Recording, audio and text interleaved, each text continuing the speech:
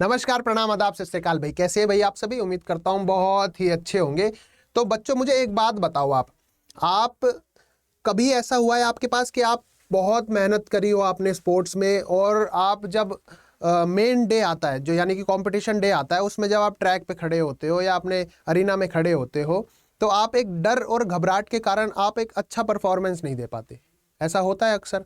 आपका कोई फ्रेंड है, बहुत अच्छा खिलाड़ी है, ट्रैक पे बहुत अच्छा परफॉर्मेंस करता है, ट्रेनिंग बहुत अच्छी रही है, उसकी ट्रेनिंग टाइम पीरियड भी बहुत अच्छा रहा है, लेकिन मेन डे कंपटीशन डे पे वो एंजाइटी, डर, एक घबराहट की वजह से अच्छा परफॉर्मेंस नहीं आ पाता।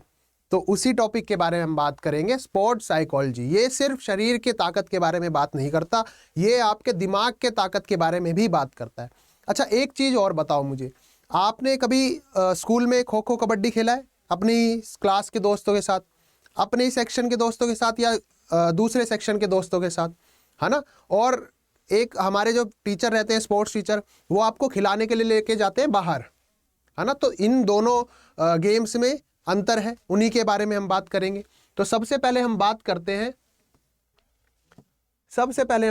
हैं इंट्राम्यूरालिस। जो आपका ये एक्सपीरियंस रहा है ना, क्लास के अंदर दोस्तों के साथ खेलने का एक्सपीरियंस, सेक्शन वाइज खेलने का एक्सपीरियंस, और स्कूल के बाहर जाके खेलने का एक्सपीरियंस, यही आपके बारे में बात करेंगे। यही टॉपिक हम आज पढ़ने वाले हैं। सबसे पहले हम बात करते हैं इंट्राम्यूरालिस। इंट्राम्यूरालिस होता क्या है भाई? इंट्राम्यूरालिस दो लैटिन भाषा से लिया गया वर्ड है, इंट्रा प्लस म्यूरालिस। इंट्रा मतलब होता है विद इन अंदर, विद इन मतलब अंदर, और म्यूरालिस मतलब होता है वॉल, दीवार एक तरीके से। तो दो शब्दों से मिलकर बना हुआ है, ये लैटिन वर्ड से लिया गया है। कई बार देखो, जहां पे भी मैं स्टार मार्क कर दूं ना, तो समझ लेना ये पेपर में आएगा ही आएगा। वो चीज आपको जरूर नोट करनी है जो मैं स्टार मार्क कर दूं। तो लैटिन वर्ड से लिया गया है, ध्यान रखना। कभी कभार आपको ऑप्शन में दे देगा ये ग्रीक, लैटिन, एथेंस, ऐसे वर्ड दे देगा। Intra plus muralis. इंट्रा मतलब विद इन, म्यूरालिस मतलब दीवार, wall. Within the wall जो भी आपकी गेम होगी, जैसे आप एक स्कूल में खेलने गए हो, आप स्कूल में पढ़ते हो, और आपके स्पोर्ट्स टीचर ने बोला कि भाई आज गेम खेलेंगे, दूसरे सेक्शन के बच्चों को बुला लाओ, ठीक है? तो वो आपके ही दीवार में, आपके चार दीवारी के अंदर जो गेम हुई है, वो कहलाएगी इंट्राम्यूरल। इंट्राम्यूरल जैसे कि अब उसमें हाउस कंपटीशन हो सकते हैं, Shivaji house, Raman house, Tagore house, है ना? हाउस वाइज कंपटीशन इंक्लूड हो सकते हैं, या फिर उसमें सेक्शन वाइज इंक्लूड हो सकते हैं। 11th ए का 11th बी से मैच हो गया, कबड्डी का, खो खो का। तो ये सारी चीजें किसके अंडर आएंगी? इंट्राम्यूरालिस के अंदर। अब देखो, एक टर्म आती है, एक तो होता है इंट्राम्यूरालिस, एक होता है इंटरम्यूरालिस, INTER।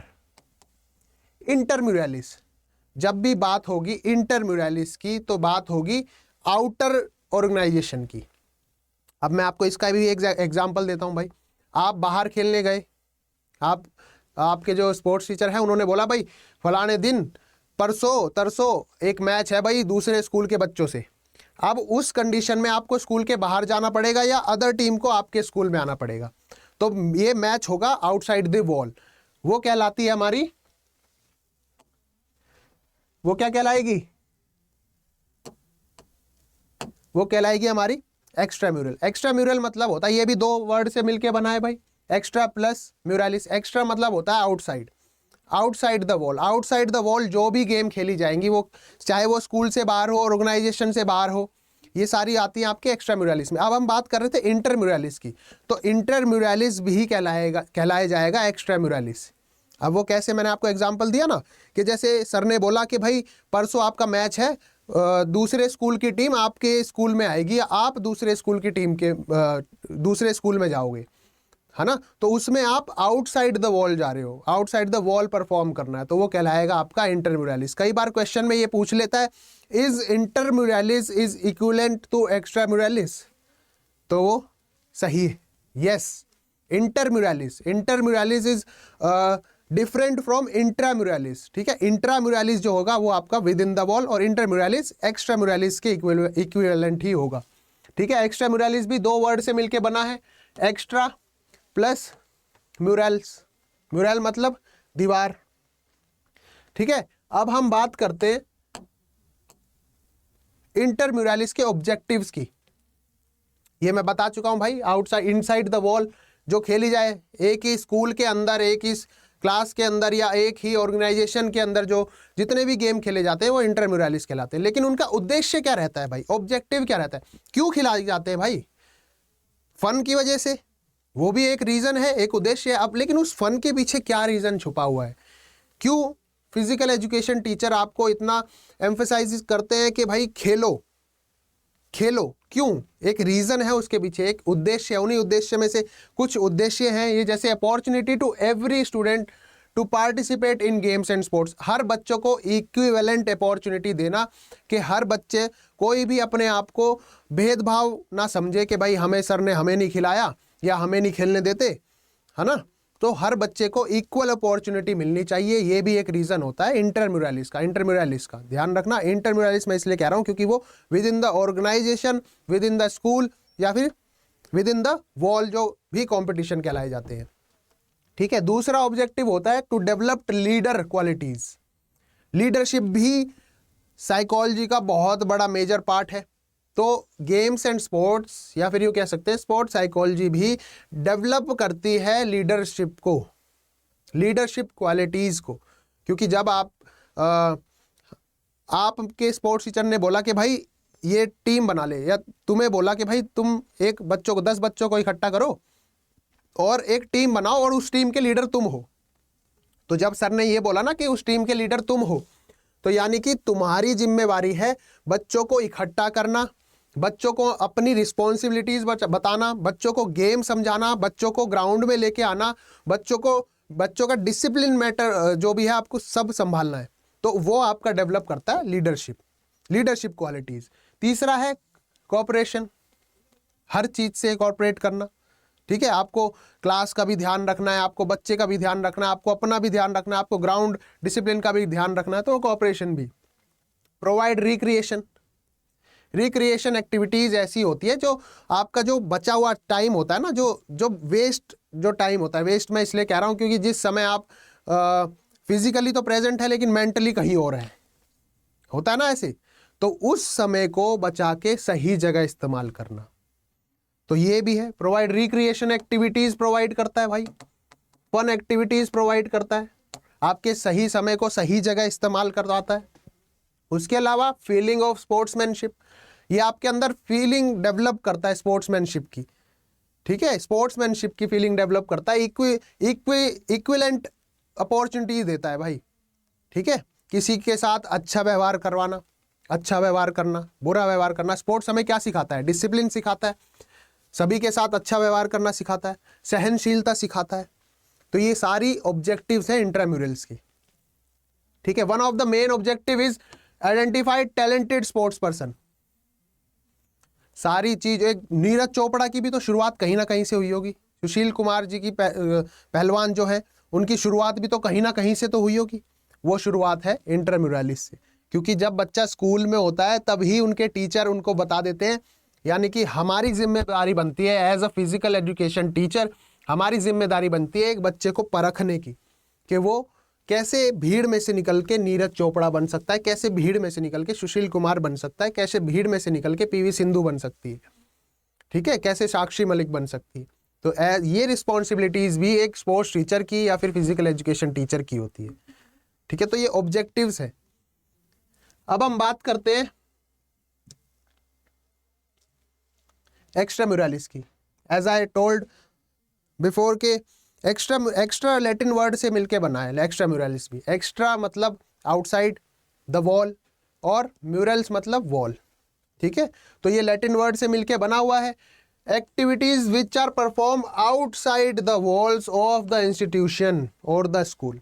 आपके स्कूल से बाहर की गई एक्टिविटीज, जैसे बाहर लेके जाना।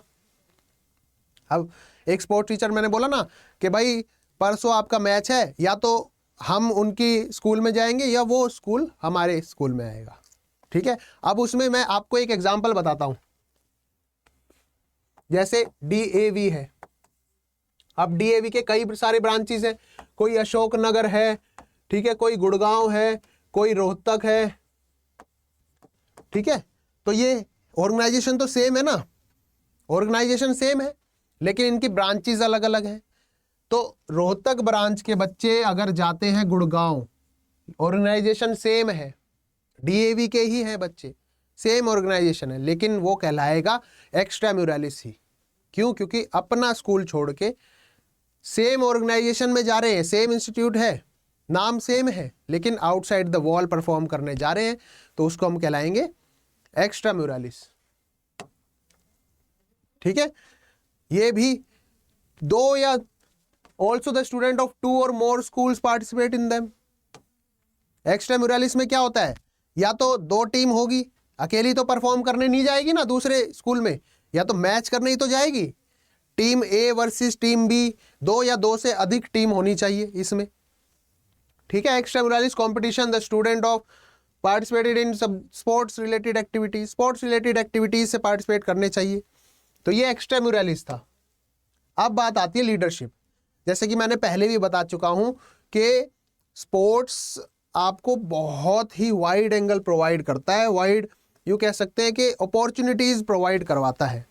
उसका रीजन है वो आपके अंदर एक लीडरशिप क्वालिटी जनरेट कर देता है, एक डिसिप्लिन आप में एक क्रिएट कर देता है कि भाई सुबह उठना है 5 बजे, हर हाल में उठना है, चाहे 2 बजे सोए, चाहे 1 बजे सोए, चाहे 10 बजे सोए। अब देखो, मैं अपने साथ की बात बताता हूँ, क्योंकि मैं भी एक एथलीट रहा हूँ। तो हमारे कोच साहब क्या कहते थे, मैं भी बहुत ही यू कह सकते हैं कि टफ सिचुएशन से गुजर रहा था, जब थोड़ा इंजरी का फेस आ जाता है। तो उसमें मैंने सर से, कोच साहब से बोला कि सर मेरे को नींद नहीं आती, क्योंकि एक्टिविटी ऐसी हार्ड एक्टिविटी होती नहीं थी और मैं ज़्यादा सोचता था। ठीक है, तो सर ने बोला कि भाई इसको थोड़ा मेंटेन रख और स्पोर्ट्स साइकोलॉजी पढ़ना स्टार्ट कर, इसके क्या क्या इसमें हम इम्प्रूव कर सकते हैं। तो उन्होंने बताया और मैंने पढ़ना स्टार्ट किया थोड़ा सा स्पोर्ट्स साइकोलॉजी, और मुझे समझ में आई चीज़ें कि हमें अपने दिमाग को ज़्यादा कंट्रोल करना है अकॉर्डिंग टू शरीर के। ठीक है, अगर दिमाग में वो कहते हैं ना कि रणभूमि में जीत से पहले हमें मनोभूमि में जीतना पड़ता है माधव, है ना, तो तुम भी मनोभूमि में, तो जो मनोभूमि में जीत गया वो रणभूमि में तो ऑब्वियसली जीत ही जाएगा। ठीक है, तो क्या है भाई, लीडरशिप की बात करते हैं। क्या है, the ability of an individual, किसी भी एक इंडिविजुअल की एबिलिटी, चाहे वो ग्रुप हो या ऑर्गेनाइजेशन हो, उसको लीड करने की, लीड करने की। अब इसके भी कुछ ऑब्जेक्टिव्स है। लीड करना सिर्फ लीड करना नहीं है कि मैं आगे आ गया हूं, मैं हूं अब जिम्मेवार, ऐसा नहीं है। हर रिस्पॉन्सिबिलिटी उठाना, ठीक है, हर क्रिएटिव माइंड डेवलप करना, अपने ऑर्गेनाइजेशन को सपोर्ट करना, इसकी भी कुछ उद्देश्य हैं लीडरशिप के। ठीक है, गाइड करना, गाइड अदर्स, इंडिविजुअल, टीम और एंटायर ऑर्गेनाइजेशन, गाइड करना, इन्फ्लुएंस करना, इन्फ्लुएंस करना। जैसा आप परफॉर्म करोगे आपके टीम मेंबर भी सोचेंगे कि भाई हाँ सर ने तो, हमारे जो लीडर है उन्होंने वो अच्छा परफॉर्म कर रहे हैं तो हम भी अच्छा परफॉर्म करेंगे। होता है ना ऐसे, जब आप किसी मैच खेलने के लिए लेके जाते हो, आपके स्पोर्ट्स टीचर लेके जाते हैं, तो आपका एक लीडर बना दिया जाता है ना। अगर लीडर काम चोरी करेगा, जी चुराएगा कि भाई मैं नहीं, तू ही जा, तू ही जा, तू ही जा, तू ही खेल, मैं नहीं खेल रहा, तो टीम मेंबर भी कहेंगे अबे यार कौन खेलेगा, बैठ जाओ, हम भी बैठ जाते हैं, है ना। ऐसे कहेंगे हम भी बैठ जाते हैं, हम भी नहीं खेल रहे, तू ही खेल ले, है ना। और अगर लीडर ही ऐसे एक्टिव रहेगा कि भाई चलो चलो अब तुम जाओ, अब तुम जाओ, ऐसे वो एक्टिव पार्टिसिपेशन करेगा, तो टीम मेंबर भी एक्टिव पार्टिसिपेशन करेंगे। ठीक है, तो ये लीडरशिप की क्वालिटीज है, एक लीडर की क्वालिटी है। अब देखो, लीडरशिप भी कुछ स्टाइल होते हैं लीडरशिप की, सबके अपना अपना स्टाइल है। जैसे मेरा स्टाइल है, आप लोगों का एक एक स्टाइल, किसी एक का स्टाइल होता है। लीडरशिप के 3 स्टाइल होते हैं मेनली। पहला है ऑटोक्रेटिक, दूसरा है डेमोक्रेटिक, तीसरा है लेजे फेरे। ऑटोक्रेटिक होता है, यूं कह सकते हो कि डिक्टेटरशिप। ऑटोक्रेटिक, इसको हम बोलते हैं डिक्टेटरशिप, तानाशाही।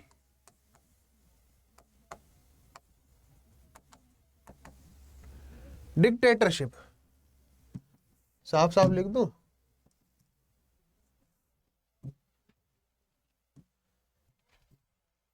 यहां लिख देता हूं भाई, ये लिखा तो है डिक्टेटरशिप, इसके आगे डिक्टेटरशिप कर देता हूं। ऑटोक्रेटिक होता है डिक्टेटरशिप। अब डिक्टेटरशिप मतलब यूं लगा लो कि इस स्टाइल में आपका जो लीडर रहेगा ना, वो यूं कहेगा भाई तुम्हारा कोई मतलब नहीं है मेरे से, मैंने जो कह दिया वो ही होगा, तुम कुछ भी कहते रहो, कुछ भी कह लो, मेरे को सुनना ही नहीं, मैं सुनूंगा ही नहीं तुम्हारी। वो होता है तानाशाह, डिक्टेटरशिप, या फिर यूं कह सकते हो कि ऑटोक्रेटिक लीडरशिप स्टाइल। आपने एक मूवी देखी होगी ना डिक्टेटरशिप करके, जिसने नहीं देखी भाई बाद में देख लेना, अभी मत देखने जाना, एग्जाम का समय, सिलेक्शन के बाद देखना डिक्टेटरशिप। तो ऑटोक्रेटिक स्टाइल में क्या होता है, कोई भी एक मान लो मीटिंग चल रही होगी, उसमें आपका डिसीजन नहीं लिया जाएगा, आपका डिसीजन नहीं लिया जाएगा, मेरा डिसीजन नहीं लिया जाएगा, जो गद्दी पे बैठा है उसी का डिसीजन सुना जाएगा, उसने जो कह दी भाई। दूसरा स्टाइल होता है democratic leader style. Democratic leadership style में क्या होता है, एक डेमोक्रेसी रहती है जैसे इंडिया में एक रूल रेगुलेशंस रहते हैं कुछ, उसमें आपका डिसीजन भी मैटर करता है, आपकी भी सुनी जाएगी। आपके साथ या आपका कुछ गलत हुआ हो या आपको कुछ जानना हो तो आप supreme court, high court, district court जाते हो ना, एक प्रोसेस है उसका, आपकी भी सुनी जाएगी, उसके बाद डिसीजन सुना जाएगा, उसके बाद डिसीजन लिया जाएगा। तो आपका डिसीजन भी मैटर करता है, इसमें है डेमोक्रेटिक लीडर स्टाइल में। Leader sharing the decision making abilities with group members. मान लो आपकी टीम का लीडर मुझे बनाया, ठीक है, आपकी टीम, एक टीम बना दी, एक स्पोर्ट्स की टीम बना दी, और उसका लीडर मैं हूं। अब मैंने बोल दिया कि भाई तू ये खेलेगा, तू ये खेलेगा, तू ये खेलेगा, तू ये खेलेगा, सेंटर कॉर्नर ये तुम सब ये खेलोगे, right corner, left corner, centre ये खेलेगा, मैंने अपनी मर्जी चला दी, तो वो कौन सा होगा, ऑटोक्रेटिक। अब मैं आपसे ये पूछूं कि भाई राइट कॉर्नर कौन अच्छा खेलता है, वो कहेगा मैं, तो मैं कहूँगा हाँ ठीक है तू राइट कॉर्नर जा, पर मुझे लगता है कि तू लेफ्ट कॉर्नर खेलेगा। अच्छा, उसने राइट कॉर्नर के लिए हाथ उठाया, लेकिन लीडर को लगता है कि वो लेफ्ट कॉर्नर अच्छा खेलेगा, तो लीडर अपनी मर्जी से भी इसमें डिसीजन फाइनल कर सकता है, लेकिन आपके डिसीजन को भी उसमें प्रायोरिटी दी जाएगी, तो वो होगा आपका हमारा डेमोक्रेटिक लीडरशिप। अब तीसरा आता है लेजे फेरे। लेजे फेरे क्या है भाई, लेजे फेरे या यूं कह सकते हैं फ्री रियून। लेजे फेरे में क्या होता है, मैं लीडर हूं, मैं बैठ गया एक जगह और मैंने बोल दिया भाई अपनी मर्जी का करो, मैं तो चला भाई, मैं तो जा रहा हूं, मैं तो जा रहा हूं। तो लेजे फेरे में क्या होता है, किसी के डिसीजन से कोई मतलब नहीं होता है, तुम्हारी जो मर्जी है वो करो भाई, तुम्हें खेलना है खेलो, तुम्हें नहीं खेलना है मत खेलो, तुम्हें बैठना है बैठो, मेरे को कोई मतलब नहीं है। अब एकदम मेरी तरफ से तुम फ्री हैंड हो, तुम्हें राइट खेलना है, लेफ्ट खेलना है, कॉर्नर खेलना है, सेंटर खेलना है, which means no interference in the affairs of other. किसी के पचड़े में टांग नहीं अड़ाना भाई, तुम्हें जहां खेलना है खेल लो, वो लीडरशिप स्टाइल होता है लेजे फेरे, ठीक है। अब हम बात करते हैं लीडरशिप क्वालिटीज की। अब कुछ क्वालिटीज रहती है लीडरशिप की, मैंने बताया ना लीडरशिप की कुछ क्वालिटीज रहती है, आंसरेबल रहता है चीजों को लेके। अब मैं लीडर रहूं तो जो हमारे कोच साहब हैं वो मेरे से पूछने आएंगे भाई कैसा रहा मैच, क्या क्या मिस्टेक आपको लगी कि ये मिस्टेक आपकी टीम ने करी, तो सबसे पहले उत्तरदायी रहेगा, आंसरेबल रहेगा चीजों को लेके, सहयोगपूर्ण रहेगा, टीम को सहयोग करेगा कि भाई तू अच्छा कर सकता है, तू अच्छा है, तू अच्छा कर सकता है भाई, तुम सबका सिलेक्शन हो सकता है, तुम सबका सिलेक्शन हो सकता है भाई। तो वो सहयोग भी करेगा, साहसी भी रहेगा, करेजेस भी रहेगा, गुड लिसनर भी रहेगा, हर एक टीम मेंबर की सुनेगा, आप लोगों की सुनूंगा मैं भाई, अगर मैं लीडर होऊंगा तो मैं आप लोगों की सुनूंगा, ये मेरी क्वालिटीज है, लीडरशिप में एक क्वालिटी है, one of the most important quality और हाईलाइटेड क्वालिटी। वो सुनेगा फिर ही डिसीजन लेगा, ऐसा नहीं है कि नहीं बिना सुने, तो ऑटोक्रेटिक लीडर हो गया, है ना। दूसरा है इफेक्टिव कम्युनिकेटर, अच्छे से कम्युनिकेट करेगा आपसे, अच्छे से बात करेगा, आपको समझाएगा चीजों को। एम्पैथेटिक, आप अपना प्रभाव डालेगा आप पे। सहानुभूति, फोकस्ड, क्रिएटिव माइंड रहेगा, आपको बोलेगा कि भाई मुझे लगता है कि तू लेफ्ट ना खेल के तू सेंटर खेल, मुझे ऐसा लगता है ना। तो क्रिएटिव माइंड, उसके दिमाग में कुछ ना कुछ ऐसा चलता रहेगा कि भाई हमें मैच जीतना है, कैसे ना कैसे स्ट्रेटजी बना के, कुछ टैक्टिक्स लगा के, और मैं कुछ क्रिएटिव माइंड से अपना टैक्टिक्स लगाऊंगा और मैच जिता दूंगा। तो ये लीडरशिप क्वालिटीज में आता है। दूसरा वो प्रॉब्लम सॉल्वर रहेगा, वो प्रॉब्लम की तरफ ना ध्यान दे के वो सिचुएशन में जो एट अ टाइम जो सिचुएशन है उसके सॉल्यूशन पे ध्यान देगा। अब मान लो कबड्डी के गेम में आप कबड्डी खेल रहे हो और सामने वाला आपसे पॉइंट ले गया, तो वो ये थोड़ी टेंशन में रहेगा, अरे भाई 1 पॉइंट चला गया, 1 पॉइंट चला गया, 1 पॉइंट चला गया भाई यार, अब 1 पॉइंट, अब तो हम हार गए। नहीं, उसकी क्वालिटी है कि वो पॉइंट जो चला गया उसके बारे में ना सोच के अब हमें कैसे पॉइंट लेना है, what next, what is the next step, next step क्या रहेगा, ये एक क्वालिटी है लीडरशिप की। अब हम बात करेंगे भाई, देखो स्पोर्ट्स साइकोलॉजी में क्या होता है कि वो सिर्फ आपके शरीर में कितनी ताकत है, कितने किलो का डंबल हम उठा रहे हैं, कितने की चेस्ट प्रेस हम कर रहे हैं, है ना, इसके बारे में ना बात करके साथ ही साथ दिमाग के ताकत के बारे में भी बात करता है। क्यों,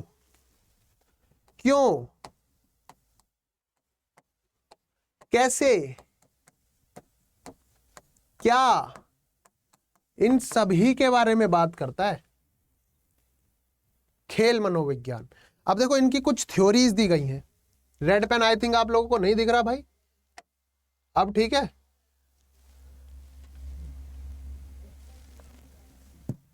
है ना, इसको मिटा देता हूं, व्हाइट से लिख दूंगा, ठीक है। स्पोर्ट्स साइकोलॉजी में कुछ थ्योरीज भी दी गई हैं, जिसमें से सबसे इंपॉर्टेंट थ्योरी है प्ले थ्योरी, ग्रोथ थ्योरी, ठीक है। तो आज हम बात करेंगे प्ले थ्योरीज में, इसमें कौन कौन सी थ्योरी है। खेल एक खेल है क्या, क्यों खेला जाता है, किस रीजन से खेला जाता है, और खेलने के पीछे क्या पर्सपेक्टिव रहता है, क्या सोच रहती है, किस तरीके से इंसान खेलता है ना। अब खेलने, मैं ये कह देता हूं कि भाई तुमने पढ़ लिया है, अब तुम खेल लो, क्यों खेल लो, मैंने क्यों कहा खेल लो, रीजन क्या है, मैंने इसलिए कहा कि पढ़ते पढ़ते आप लोगों का जो दिमाग है, जो प्रेशर क्रिएट हुआ है, वो थोड़ा रिलैक्स हो जाएगा, आप रिक्रिएशन मोड में चले जाओगे, वो रिलैक्स हो जाएगा। तो खेल क्या है, खेल है कोई भी ऐसी activity, the word play comes from player, जिसका मतलब होता है इन एक्शन में है, वो व्यस्त है किसी एक्शन में, टू बी बिजी। सिर्फ खेलना नहीं है, एक एक्शन है जिसे हम परफॉर्म कर रहे हैं, सिर्फ टाइम पास नहीं कर रहे हैं, ये समझना पड़ेगा, है ना। तो एक ऐसा मनोरंजन खेल जो जिससे आपको बहुत ही शांति मिलती हो, होता है ना ऐसे कि भाई आप बहुत ही स्ट्रेसफुल कंडीशन में है, लेकिन आपको बैडमिंटन खेलना अच्छा लगता है, आप बैडमिंटन खेलने कोर्ट में चले गए, तो आपका सारा स्ट्रेस जो है डाउन हो गया। क्यों खेला आपने, एक रिक्रिएशन एक्टिविटी करी। खेलने का मतलब सिर्फ टाइम पास करना नहीं होता, खेलने का मतलब है कोई ऐसा एक्शन जो आप परफॉर्म कर रहे हो जिससे आप अपने स्ट्रेस लेवल भी मेंटेन कर रहे हो, सो चीजें भी आपकी दिमाग में चल रही हैं साथ ही साथ, ठीक है। व्यस्त रखना, टू बी बिजी, खेल शब्द खिलाड़ी से आता है जिसका अर्थ है कार्यवाही में होना या फिर व्यस्त होना, ठीक है। एंगेजिंग इन एक्टिविटी, किसी भी एक्टिविटी में एंगेज होना, क्यों एंगेज होना, एंजॉयमेंट के लिए, फन के लिए, क्रिएटिव माइंड के लिए। अगर आप गेम खेल रहे हो तो फन एंजॉयमेंट के अलावा आपका दिमाग ना और भी चीजें सोचता है, जैसे कि मैं इसको अगर इस एंगल से मारूंगा शॉट तो ये ऐसे जाएगा, है ना, अगर मैं ऐसे साइड से होके मारूंगा तो ऐसे जाएगा, अगर मैं ऐसे स्मैश मारूंगा ऊपर से नीचे तो ऐसे जाएगा, तो बहुत सारी चीजें, ठीक है। जैसे अब मैं उदाहरण देता हूं, पार्क में बच्चे खेल रहे हैं, मम्मी ने आपको बोल दिया भाई वो तो फलाना खेलने गया, वो सारे दिन खेलता रहता है ना। क्या बताता है, यह बताता है कि जब कुछ खेलते हैं, ध्यान रखना इस पे मैं जोर इसलिए दे रहा हूं क्योंकि हमें प्ले थ्योरी आगे कुछ थ्योरीज हैं, surplus theory, anticipatory theory, recreational theories, इन थ्योरीज को बहुत डेप्थ में पढ़ना है, समझना भी है, ताकि कहीं से भी क्वेश्चन आ जाए, कहीं से भी इन थ्योरीज से रिलेटेड, वो आपसे छूट ही नहीं सकता, गलत हो ही नहीं सकता हर हाल में। तो जब हम खेलते हैं तो आप निष्क्रिय नहीं होते, निष्क्रिय यानी कि कोई भी फालतू का ऐसा काम नहीं कर रहे हैं भाई, हम खेल रहे हैं तो इसका मतलब फालतू का काम नहीं है वो, उस खेल से हम कितनी चीजें सीख रहे हैं। जैसे अब मैं बात कर लूं, बच्चे पार्क में खेल रहे हैं तो वो खेल नहीं रहे हैं, खेल में चीजें सीख रहे हैं। खेलना जैसे वो घर बना रहे हैं, उससे मान लो कि बीच पे है वो और वो बाहर खेल रहे हैं, बीच पे खेल रहे हैं, तो वो जो कैसल बना रहे हैं ना, रेत से बना रहे हैं, तो उससे कुछ एक्टिविटी सीख रहे हैं, वो कुछ सीख रहे हैं रेत से, कुछ फन और क्रिएटिव सीख रहे हैं, ताकि जो उनको फ्यूचर में हेल्प कर सकता है, किसी भी कंडीशन में कुछ भी हेल्प कर सकता है ना भाई। अब जैसे संगीत बज रहा है, संगीत क्या है, संगीत क्या है, विजिबल तो नहीं है लेकिन है, विजिबल नहीं है, उसके नोट्स दिखेंगे नहीं ऐसे तैरते तैरते जैसे कार्टून में दिखते हैं ना, ऐसे बना देंगे, ऐसे ऐसे ऐसे हैं, ऐसे हैं भाई, दिखते हैं तुम्हें, नहीं दिखते ना, तो विजिबल हैं लेकिन सक्रिय हैं भाई, सुनाई दे रहे हैं आपको, ठीक है। तो खेल क्या है, आनंद और मनोरंजन के लिए किसी गतिविधि में शामिल होना, आनंद और मनोरंजन। इसके अलावा मैं कहूंगा सीखने के लिए, सीखने के लिए, क्योंकि हम बहुत सारी चीजें सीखते भी हैं खेल खेल में। प्ले थ्योरीज की बात कर लेते हैं, अलग अलग फिलोसफर ने अलग अलग थ्योरीज दी हैं, एजुकेशनिस्ट ने अलग अलग, एजुकेशनिस्ट ने, फिलोसफर्स ने, साइकोलॉजिस्ट ने अलग अलग थ्योरीज दी हैं। उन थ्योरीज के बारे में बात करेंगे, कौन कौन से थ्योरीज, कौन कौन से फिलोसफर बताते हैं। सबसे पहली थ्योरी आती है हमारी सरप्लस एनर्जी थ्योरी। सरप्लस का मतलब क्या है, देखो सब साइकोलॉजी की सबसे अच्छी बात यह है कि साइकोलॉजी की थ्योरी में हर थ्योरी अपना नाम के साथ अपना मतलब साथ साथ लिए घूमता है। हर सरप्लस मतलब क्या होता है, मतलब एक्स्ट्रा प्लस, सरप्लस मतलब एक्स्ट्रा प्लस, सरप्लस मतलब क्या है, एक्स्ट्रा प्लस। अब एक्स्ट्रा प्लस क्या मतलब एनर्जी, एक ऐसी एनर्जी, मतलब मेरे में एनर्जी है अभी, आप में एनर्जी है बैठे हुए, लेकिन छोटा सा बच्चा आपने देखा है, आपका भांजा, आपकी भांजी, आपके भाई के लड़का है ना, आपकी बहन का लड़का, तो उन बच्चों में छोटा सा, मैं इंसान की बात ना करके चलो पप्पी की बात कर लेता हूं। पप्पी छोटा सा ऐसे करता ना, पप्पी करता है। तो जब भी मान लो एक दिन में पप्पी को एक घर के अंदर बंद रखो और बाहर उसको खेलने के लिए ले जाओ, शाम को सुबह से शाम तक बंद रखो और बाहर उसको खेलने के लिए पार्क में ले जाओ, तो कैसे फुदकता फुदकता इधर उधर उधर भागेगा, इधर भागेगा उधर भागेगा, है ना। तो क्या है उसमें, सरप्लस एनर्जी, एक्स्ट्रा एनर्जी आ गई है भाई, एक ऐसी एनर्जी जिसमें हम यूं कह सकते हैं कि भाई एनर्जी थी उसमें पहले। क्या घर में एनर्जी नहीं थी, घर में घूम नहीं रहा था, घूम रहा था ना, ऐसे घूम रहा था ना, ऐसी तो नहीं थी कि भाई नहीं घूम रहा था। तो क्या कहती है सरप्लस एनर्जी, सरप्लस एनर्जी ये कहती है कि भाई कोई भी ऐसा एनर्जी यूं कह सकते हो जो आपको एक्स्ट्रा लगे, जैसे छोटे छोटे बच्चों में है। किसके द्वारा दी गई थी, Herbert Spencer and von Stiller, Herbert Spencer and von Stiller. अगर इसमें ईयर, हालांकि ईयर पूछेगा नहीं आपसे, सिर्फ क्या पूछेगा, नाम पूछेगा, बट अगर ईयर पूछे तो 1873 से लेके 1875 में इन दोनों ने, हर्बर्ट स्पेंसर और वॉन स्टिलर ने ये थ्योरी दी थी, जिसका मतलब है, और ये ओल्डेस्ट थ्योरी भी है, साथ ही साथ ध्यान रखना ओल्डेस्ट थ्योरी भी है। रिजल्ट ऑफ सरप्लस एनर्जी, एक ऐसी एनर्जी, एक्स्ट्रा एनर्जी, सरप्लस यानी कि एक्स्ट्रा एनर्जी, ये थ्योरी बताती है कि भाई बच्चों में एक्स्ट्रा एनर्जी रहती है खेल के दौरान। Children passes more energy during play,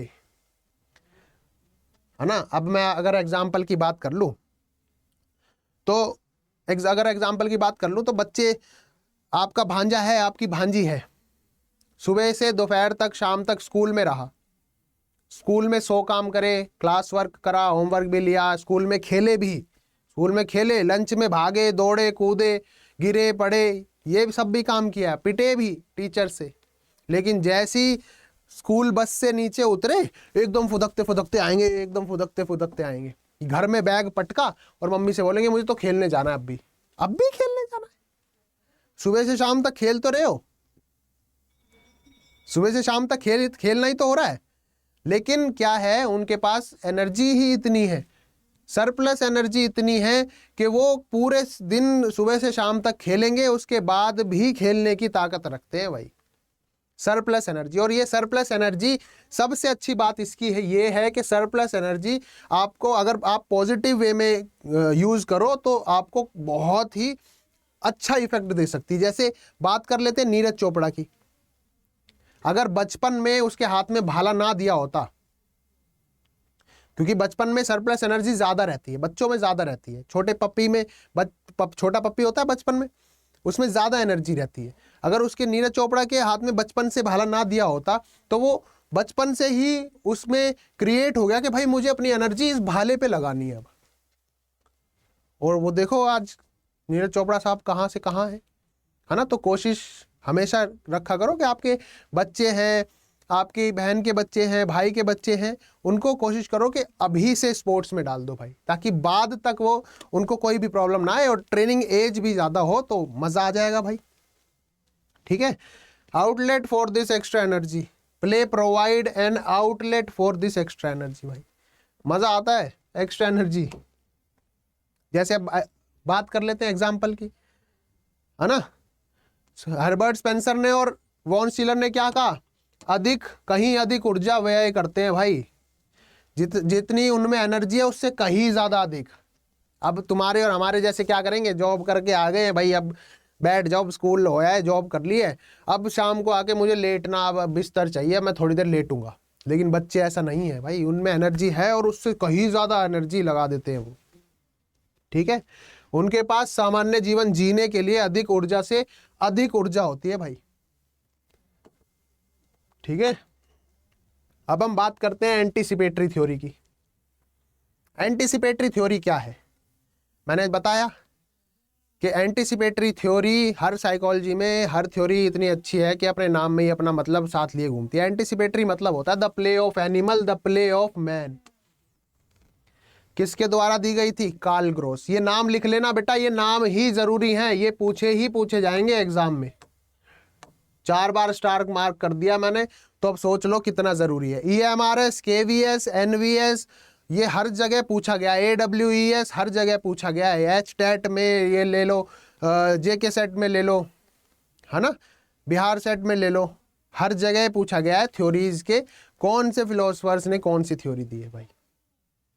Karl gross द्वारा दी गई है एंटीसिपेटरी थ्योरी। एंटीसिपेटरी थ्योरी को बोलते हैं द प्ले ऑफ एनिमल और द प्ले ऑफ मैन। इसका मतलब, इसको हम प्रैक्टिकल थ्योरी भी कहते हैं या फिर प्रैक्टिस थ्योरी भी कहते हैं।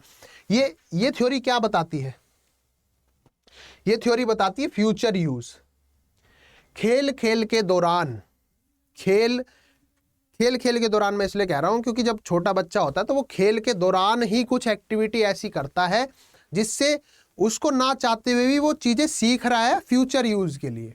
उसको नहीं पता मैं बड़ा होके क्या बनूंगा या मुझे बड़ा होके क्या काम करना है, लेकिन वो बचपन में ही सक्रिय हो रहा है उस चीज को।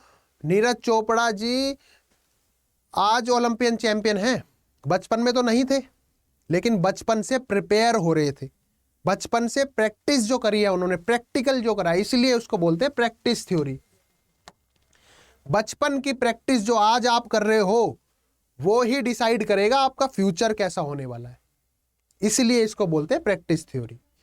बच्चे बचपन में कुछ एक्टिविटीज खेल खेल के दौरान ऐसी करते हैं जो उनको फ्यूचर यूज में काम आती है। अब जैसे मैं बात करूं, सिर्फ बच्चों की बात ना करके मैं एक जानवर की भी बात करता हूं। जैसे बिल्ली है, बिल्ली का बच्चा है छोटा सा, या कुत्ते का बच्चा है छोटा सा।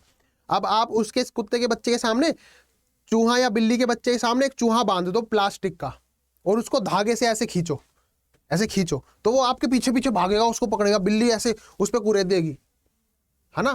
उस खेल के दौरान वो उसके हिसाब से तो खेल हो रहा है ना, उसके हिसाब से तो खेल रहे हैं, लेकिन उसको नहीं पता कि जब वो पंजा ऐसे मार रही है तो फ्यूचर में उसको शिकार भी करना है भाई चूहे का, तो वो प्रिपेयर हो रही है भाई।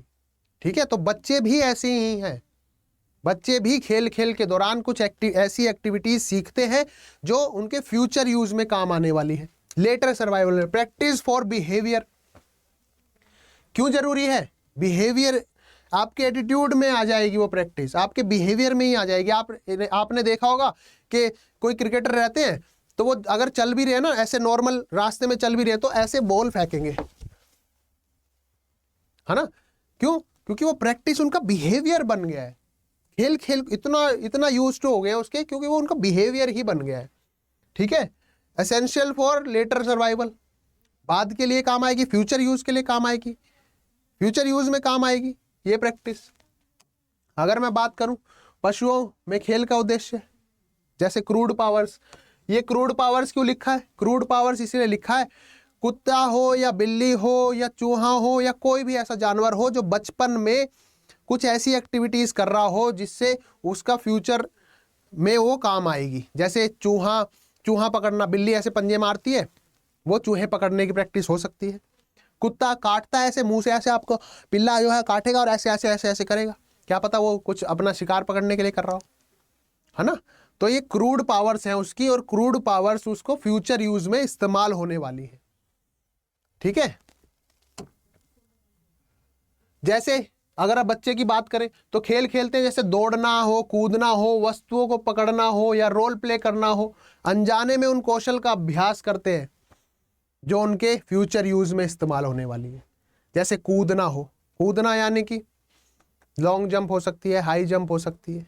बचपन में खेलते हैं ना कि भाई तू कितना लंबी कूद सकता है, लेकिन उसको नहीं पता, वो बचपन में इतना उसमें खेलने खेलने के दौरान ही इतनी स्ट्रेंथ डेवलप हो गई है कि वो बाद में नेशनल प्लेयर के जितना कूद रहा है बचपन में। ठीक है, इसीलिए बोलते हैं कि बच्चों को भाई बचपन में ही तैयार कर दो, बचपन में ही डाल दो स्पोर्ट्स को, तो उसको खेल खेल में ही पता नहीं चलेगा कि कब उसको वो नेशनल चैंपियन बन जाएगा। क्योंकि जब बड़े हमारी उम्र हो, तुम्हारी उम्र हो, तो अगर अभी आप लोग स्टार्ट करोगे ना तो बहुत चीज़ों से जूझना पड़ेगा, क्योंकि एट द एंड तो रोटी खानी है कहीं ना कहीं से, एट द एंड तो रोटी खानी है कहीं ना कहीं से। अगर अभी जूझेंगे, मान लो कि अगर अभी आपने स्टार्ट किया, तो अभी अगर स्टार्ट करोगे तो पहले तो आपको इनिशियल स्टेज से गुजरना पड़ेगा, इनिशियल स्पुट्स आएगा, फिर प्लेट्यू सेट हो जाएगा आपका, फिर सडन स्पुट्स आएगा। इन सब के बारे में भी बात करेंगे साइकोलॉजी में। ठीक है, अब नेक्स्ट आती है हमारी थ्योरी ऑफ रिक्रिएशन, रिक्रिएशन रिकैप्चुलाइजेशन। एक तो भाई मैं चश्मा अपना पहन के आऊँगा भाई, रिकैप्चुलाइजेशन, इसके नाम में भी इसका मतलब छुपा है, पहले ही बता चुका हूं। साइकोलॉजी में हर थ्योरी में उसके नाम का मतलब छुपा हुआ है। रिकैप्चुलाइजेशन मतलब रिकैप। रिकैप मतलब क्या होता है? दोहराना,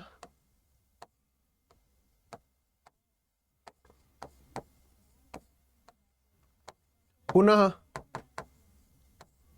वापस,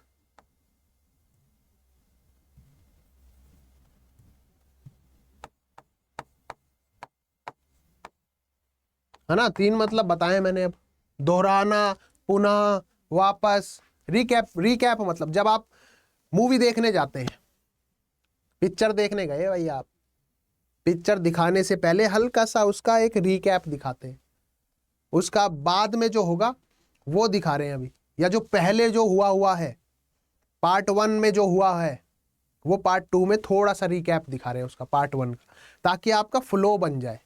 पार्ट 1 मान लो 2024 में रिलीज हुआ था, पार्ट 2 2026 में रिलीज हुआ है, तो 2026 में जो देखने जा रहा है ना, उसने अगर पार्ट 1 भी ना देखा हो या पार्ट 1 देखा हो 2024 में जो दिमाग से निकल चुका है, तो उसका कुछ हिस्सा रिकैप उसका 2026 में मूवी दिखाने से पहले दिखा देंगे आपको 1-2 मिनट का। तो same as it is theory of recapitulation भी ये कहती है, विलियम वुड्स द्वारा दी गई थी और जी स्टैनली हॉल द्वारा दी गई थी। ये नाम जरूर लिख लेना, स्टार मार्क कर रहा हूं, डबल स्टार डबल स्टार। फिर बता रहा हूं, थ्योरी ऑफ रिकैप्चुलाइजेशन किसके द्वारा दी गई थी? विलियम वुड्स और जी स्टैनली हॉल। कब दी गई थी? 1906 और 1913 में। इन्होंने बोला कि भाई खेल खेल के दौरान, क्योंकि हम प्ले थ्योरी की बात कर रहे हैं, ये प्ले थ्योरी के अंदर आती है सारी, ठीक है। तो उन्होंने बोला खेल के दौरान हमें कुछ ऐसी स्टेज से गुजरना पड़ता है, खेल के दौरान हमें कुछ ऐसी एक्टिविटीज हम परफॉर्म करते हैं जो आपकी कल्चरल स्टेजेस से को दर्शाती है। कल्चरल स्टेजेस यानी कि, सर कल्चरल स्टेजेस नहीं समझ में आया। कल्चरल स्टेजेस यानी कि मानवता का इतिहास, मानव का इतिहास। कैसे? आप छुपन छुपाई खेल रहे हैं, बच्चे क्या करते हैं? छुपन छुपाई खेलते हैं, हाइड एंड सीक जिसे बोलते हैं, हाइड एंड सीक,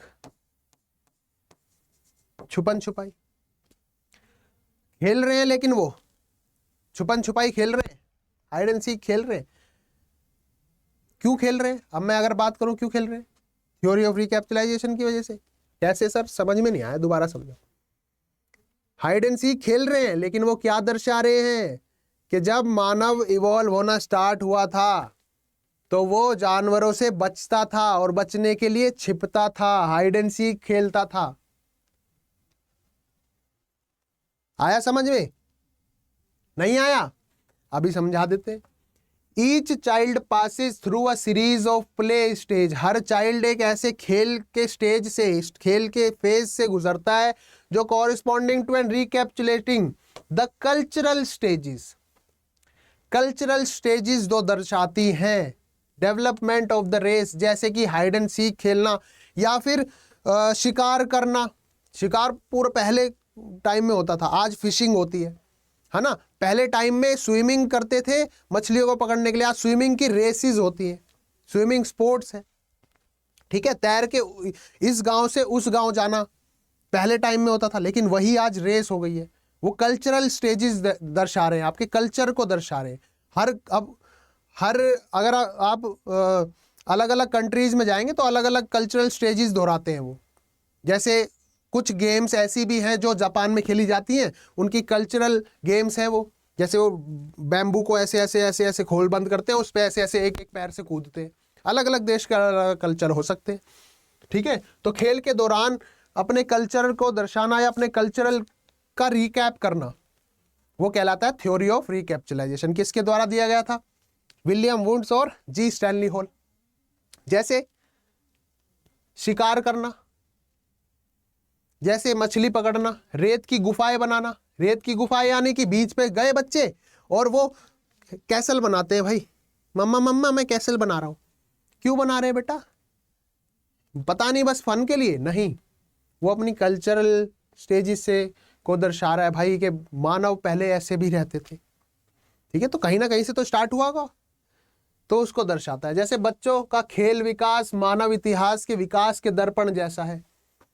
खेल का विकास भी कैसे हुआ था? मानव जैसे इवॉल्व हुआ वैसी खेल भी इवॉल्व हुए, ठीक है। तो ये था हमारा, क्या था? Theory of recapitulation. और उदाहरण की बात करें, जब बच्चे शिकार यानी कि हंटिंग का खेल खेलते हैं या पेड़ों पर चढ़ते हैं, तो यह आदिम काल को दर्शाता है भाई।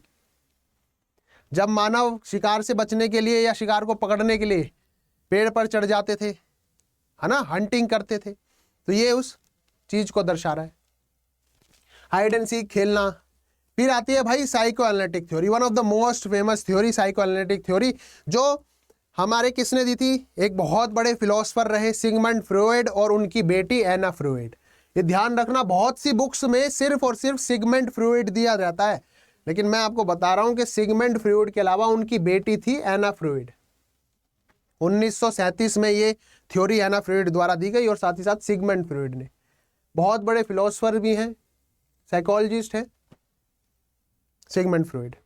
तो सिगमंड फ्रॉयड और एना फ्रॉयड में एक थ्योरी दी जिसे हम कहते हैं साइको एनालिटिक थ्योरी। साइको मतलब जब भी बात करें साइको की, तो बात हो रही है दिमाग की, ब्रेन की, माइंड की, थिंकिंग की, सोच की, ठीक है। तो क्या कहा इन्होंने बोला play is defensive as well as adaptive in dealing with anxiety. खेल सिर्फ क्या है? मनोरंजन का जरिया नहीं है, ये आपकी एंजाइटी, स्ट्रेस, डिप्रेशन, इन सब को कम करने का भी जरिया है। खेल क्या है? एक अडेप्टिव नेचर है एंजाइटी को कंट्रोल करने का, as well as adaptive in dealing with anxiety. Deal करता है ये एंजाइटी से भी, स्ट्रेस से भी। अब मान लो कुछ बहुत ही आपको स्ट्रेस हो रहा है, ऑफिस का स्ट्रेस हो सकता है, घर का स्ट्रेस हो सकता है, बीवी बच्चों का भी स्ट्रेस हो सकता है है ना। तो कुछ भी हो सकता है, लेकिन उस दौरान आप जाओगे भाई, अपने दोस्त को फोन मारोगे, कहाँ है भाई बिल्ले, कहाँ है? ऐसी नाम होते हैं ना दोस्तों के, बिल्ले कहाँ है? वो कहेगा भाई मैं तो यहाँ हूँ, आजा खेलने चल रहे हैं यार, थोड़ी देर ग्राउंड चल रहे। तो क्या हुआ? खेल क्या है? अडेप्टिव नेचर है उसका, to deal with anxiety. Anxiety जो हो रहा है, आपको स्ट्रेस हो रहा है, फालतू का दिमाग खराब हो गया है भाई बहुत ज़्यादा दिमाग खराब हो रहा है भाई। क्या है वो? जो फालतू का जो आपका जो दिमाग खराब हो रहा है उसको ठीक करने का इलाज है वो। तो ये कहती है साइको एनालिटिक थ्योरी में। सिगमंड फ्रॉयड ने कहा कि खेल एक ऐसा जरिया नहीं है जो आपकी सिर्फ टाइम पास का जरिया हो, जो आपके मूड को रिफ्रेश कर दे, एक ऐसा भी जरिया है। ये कहती है हमारी साइको एनालिटिक थ्योरी। किसके द्वारा दी गई थी ये? सिगमंड फ्रॉयड और उनकी बेटी एना फ्रॉयड। कल्पना कीजिए कि एक छोटा बच्चा डॉक्टर के पास गया था। अब देखो एग्जाम्पल की बात कर लेते हैं। क्या एग्जाम्पल है? बच्चा अपना गुड़िया या टेडी बियर पर डॉक्टर खेलना शुरू कर देता है। वह गुड़िया पर इंजेक्शन लगाता है और फिर उसे दिलासा देखा। मान लो बच्चा गया भाई स्ट्रेस की बात कर रहा हूँ क्योंकि ये थ्योरी जो है एंजाइटी से, स्ट्रेस से डील करती है। अब स्ट्रेस कुछ भी हो सकता है, बच्चों में भी हो सकता है कि उसको डर लग रहा है, वो भी तो एक एंजाइटी है। मान लो बच्चा गया, आपने क्या बोला, बच्चे को बोला कि भाई चलो इंजेक्शन लगाने चलते हैं, तो इंजेक्शन से तो उसको ऐसे लगेगा डर सा, क्या अगर नहीं मम्मी इंजेक्शन नहीं लगवाना, छोटे बच्चे की मैं बात कर रहा हूँ, तो उसको डर लग रहा है भाई, तो क्या करेगा, वो डरेगा। और उसको इंजेक्शन लगवा भी दिया, लगवा लाए उसने, जैसे तैसे एंजाइटी को फेस कर लिया, डील कर लिया, उसके इंजेक्शन लग गया। अब वो घर पे आया, घर पे आके क्या करेगा, अपना टेडी बियर लेगा, अपनी डॉल ले लेगी बेटिया, है ना, वो क्या करेगा, वो नाटक करेगा। अब करेगा रोल प्ले। अब वो क्या करेगा, खुद डॉक्टर बन जाएगा और टेडी बियर को बोलेगा आजा आज तुझे इंजेक्शन लगाऊंगा। तो वो क्या कर रहा है, उस टाइम पे वो एंजाइटी से यूं कह सकते हैं कि जो उसको एंजाइटी हुई थी, जो उसको डर लग रहा था, उससे निपटने की कोशिश कर रहा है। वो उसको अडेप्ट कर रहा है कि भाई इंजेक्शन लगता है लेकिन लग जाएगा, कोई बात नहीं। वो खेल खेल में, जो खेल खेल रहा है ना, जो टेडी को लगा रहा है इंजेक्शन, या टेडी को इंजेक्शन लगा रही है, अपनी डॉल को इंजेक्शन लगा रही है, वो उस टाइम पे जो उसको डर लग रहा था इंजेक्शन लगाते टाइम, एंजाइटी जो हो रही थी, उसको उससे निपटने का काम कर रही है। तो ये कहती है हमारी साइको एनालिटिक थ्योरी। ठीक है, बच्चा क्या करेगा, अनुकूलनशील पहलू होगा। पहले डॉक्टर खेल के माध्यम से बच्चा केवल अपनी चिंता से निपट नहीं रहा है, बल्कि वह नए कौशल भी सीख रहा है, साथ ही साथ नई प्रैक्टिस भी, नए कौशल भी सीख रहा है, नई स्किल्स भी सीख रहा है। कौशल यानी कि स्किल, नई स्किल भी सीख रहा है। फिर साथ ही साथ अपनी भावनाओं को भी समझ रहा है, भावनाएं, जो इमोशन, जो रोना धोना जो भी उसने किया होगा इंजेक्शन के दौरान, उसी खेल के दौरान जो रोल प्ले करा उसने घर आके, उसमें क्या है, भावनाओं को भी समझने की कोशिश कर रहा है। फिर वो भूमिका ग्रहण भी कर रहा है, रोल टेकिंग, डॉक्टर का भी रोल ले रहा है ना, तो सीख रहा है वो भी। फिर क्या कर रहा है, समस्या का समाधान भी कर रहा है भाई, अपनी जो समस्या थी, जो उसकी एंजाइटी थी, उसका समाधान भी कर रहा है खेल खेल में। ठीक है, तो ये कहती है साइको एनालिटिक थ्योरी। अब नेक्स्ट आती है प्ले इज लाइफ थ्योरी। ठीक है, ये पढ़ेंगे भाई नेक्स्ट क्लास में। ठीक है, आज हमने कौन कौन सी थ्योरी पढ़ी भाई, आज हमने थ्योरी पढ़ी सरप्लस एनर्जी थ्योरी। सबसे पहले हमने पढ़ा इंट्राम्यूरल, फिर पढ़ा एक्स्ट्राम्यूरल, फिर हमने पढ़ी लीडरशिप के बारे में और उसके ऑब्जेक्टिव्स के बारे में, क्वालिटीज के बारे में। फिर हमने पढ़ी प्ले थ्योरी। प्ले थ्योरी में कौन कौन सी थ्योरी पढ़ी भाई, surplus energy theory, anticipatory theory, recapitulation theory और साथ ही साथ साइको एनालिटिक थ्योरी। तो भाई मजा आया नहीं आया, चीजें समझ में आई नहीं समझ में आई? ठीक है, समझ में आई हो तो वीडियो को लाइक कर देना। बाकी नेक्स्ट क्लास में कंटिन्यू करेंगे ये क्लास, और till then bye bye, take care, मिलते हैं। फिजिकल एजुकेशन जिंदाबाद था, फिजिकल एजुकेशन जिंदाबाद है और फिजिकल एजुकेशन जिंदाबाद रहेगा। ध्यान रखेंगे भाई अपना, और तैयारी को इतना ही मजबूत रखो जितना आपका ये मैसेटर मसल मजबूत रहती है गुस्से आने के टाइम पे। ऐसे गुस्सा आता तो आपसे नहीं करते थे। ठीक है, bye bye, take care, physical education जिंदाबाद भाई।